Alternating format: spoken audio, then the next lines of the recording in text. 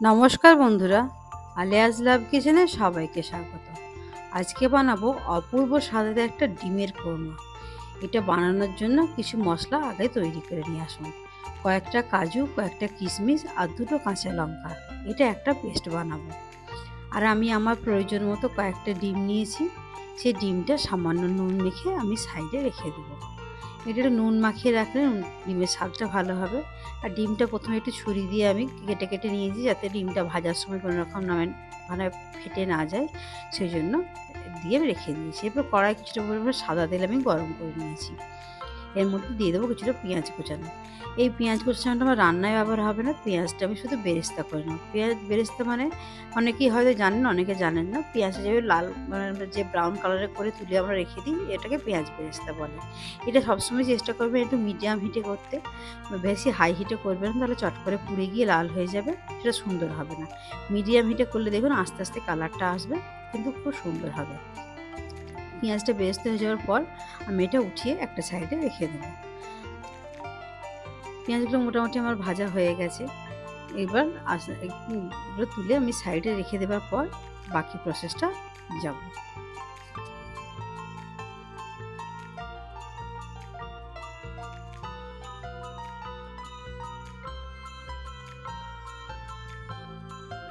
এবার আমি ছান্তা দিয়ে আমি এটা ভালো করে তুলে নিচ্ছি, যাতে তেলটা ঝরে যায় ভালোভাবে।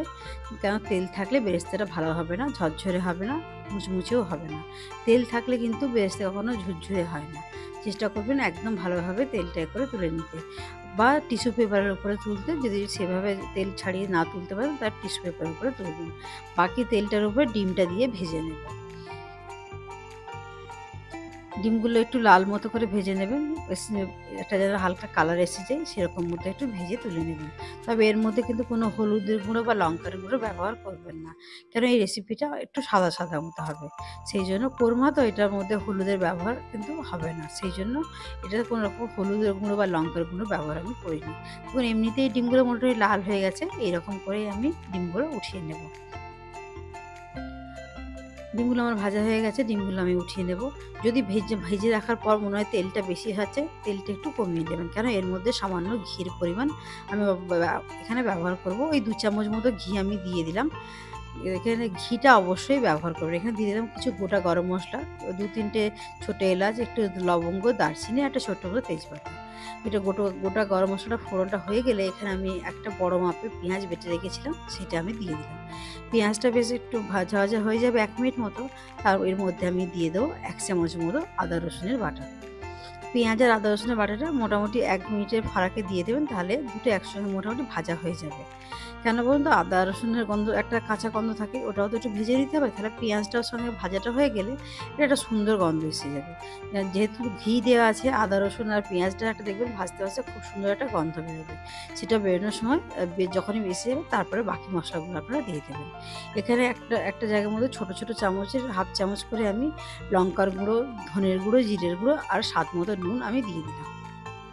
কিন্তু এখানে মশলা কিন্তু খুব বেশি ব্যবহার করবেন না, একটু সামান্য সামান্য মশলাই ব্যবহার করবেন। সেটা আপনারা দেখেই বুঝতে পারলেন যে আমি একদমই সামান্য মশলা ব্যবহার করেছি। এই মশলাটা যখন ভাজা ভাজা হয়ে যাবে, বেশ 1 মিনিট 2 ভেজে নেবেন, খুব বেশি নয়, তো জলের ব্যবহার করবেন না। এর মধ্যে দিয়ে দিলাম ওই যে প্রথমেই দেখিয়েছিলাম কাজু কিশমিশের পেস্টটা, সেইটা। কেন লঙ্কার গুঁড়োটা দিয়েছি, কাঁচা লঙ্কাটা দিয়েছি। ঝালটা কিন্তু যে যার নিজের ইচ্ছে মতো দেবেন। যদি কাঁচা লঙ্কাটা দেওয়ার পর যদি কেউ লঙ্কার গুঁড়োর ঝালটা না খেতে পারেন, তাহলে কিন্তু এখানে লঙ্কার গুঁড়োর বদলে কাশ্মীরি লঙ্কার ব্যবহারও করতে পারেন। এই কাজুটা দেওয়ার পর বেশ 3-4 মিনিট ভাজা ভাজা করবেন মশলাটা, যাতে মশলা থেকে ভালো মতো কষে গিয়ে তেলটা রিলিজ হয়ে যায়। এটা কিছুক্ষণ ভাজলেই দেখবেন সুন্দর একটা, এটার থেকেও একটা সুন্দর গন্ধ বেরোতে শুরু করবে। যেকোনো মশলা দেখবেন যদি ঘিয়ে ভাজেন না, একটা অন্যরকম সেন্ট হয়।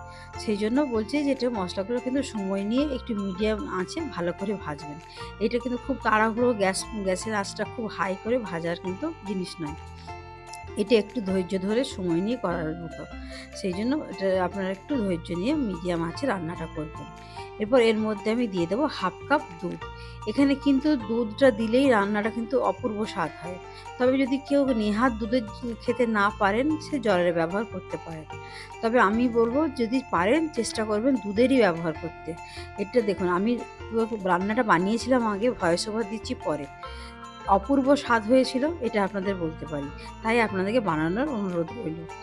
এরপর ডিমগুলো আমি দিয়ে দিলাম। ডিমগুলো দিয়ে একদম গ্যাসের ফ্লেমটা সিম করে আমি এখানে এটা কভার করে দেবো। বন্ধুরা, আমার রান্নাগুলো যদি আপনাদের ভালো লাগে তাহলে অবশ্যই আমার চ্যানেলটা সাবস্ক্রাইব করে চ্যানেলের পাশে থাকার অনুরোধ রইল। ভিডিওগুলো লাইক শেয়ার করবেন, কোনো জিজ্ঞাসা থাকলে অবশ্যই কমেন্ট করবেন। এরপর আমি এটা ঢাকা দিয়ে রেখে দেবো। 2-3 মিনিট রেখে দেবেন, তাহলেই মোটামুটি হয়ে যাবে। কারণ দুধটা তো খুব বেশি নয়, হাফ কাপ দুধ, বেশিক্ষণ লাগবে না, প্রায় অনেকটাই শুকিয়ে যাবে। মিনিট 3 পরে যখন ঢাকা খুললাম, দেখুন একটু কাজুটাও গাঢ় হয়ে গেছে। কাজুটা যেহেতু দেওয়া চট করে গাঢ় হয়ে যাবে এবং তেলটাও রিলিজ হয়ে গেছে। এরপর এর মধ্যে আমি 2টো জাস্ট কাঁচা লঙ্কা মাঝখান থেকে চিড়ে নিয়ে দিয়ে দিলাম। আর এর মধ্যে দিয়ে দেবো যে পেঁয়াজ বেরেস্তাটা প্রথমে করে রেখেছিলাম সেটা। এই পেঁয়াজ বেরেস্তাটা দেওয়ার জন্য আর এই ঘিয়ের জন্য কিন্তু রান্নাটার স্বাদটা অপূর্ব হয়েছিল। তাই বারবার বলছি আপনারা অবশ্যই একবার বাড়িতে ট্রাই করে আমাকে কমেন্ট সেকশনে জানাবেন যে কেমন হয়েছিল। এরপর সব কিছু দেওয়ার পর গ্যাসের ফ্লেমটা বন্ধ করে আমি ঢাকা দিয়ে রেখে দেবো। আজকের রেসিপিটা আমার এখানেই শেষ হলো। পুরনো বন্ধুদের ধন্যবাদ জানিয়ে নতুন বন্ধুদের স্বাগত জানালাম। আপনারা ভালো থাকবেন, সুস্থ থাকবেন। ফিরে আসবো আবার কোনো নতুন কোনো রেসিপি নিয়ে।